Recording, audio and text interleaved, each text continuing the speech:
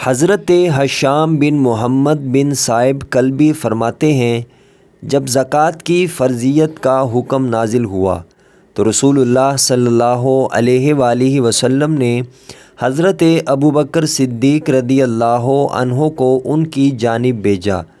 حضرت ابوبکر رضی اللہ عنہ نے حضرت عوف بن مالک رضی اللہ عنہ سے کہا، بے شک اللہ تعالیٰ نے زکوٰۃ کا حکم نازل فرمایا ہے۔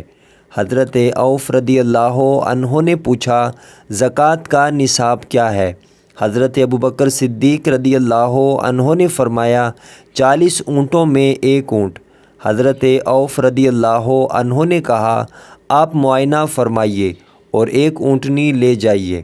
حضرت ابوبکر صدیق رضی اللہ عنہ نے معائنہ کیا اور سواری کے لیے 1 اونٹنی لے لی۔ حضرت عوف رضی اللہ عنہ نے کہا، یہ تو میری سواری کے لیے ہے۔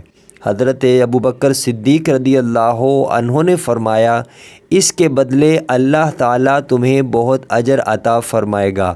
حضرت عوف رضی اللہ عنہ نے کہا، پھر اس کا بچھڑا بھی ساتھ لے جائیے۔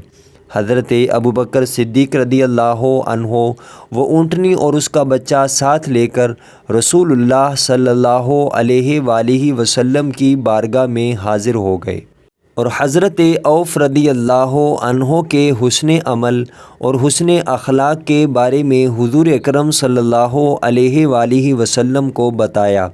نبی اکرم صلی اللہ علیہ وآلہ وسلم نے فرمایا، واپس جاؤ اور عوف کو بتا دو کہ اللہ تعالیٰ نے اس کے بدلے میں اس کے لیے جنت میں گھر بنا دیا ہے۔ مستدرک امام حاکم، حدیث نمبر 6322۔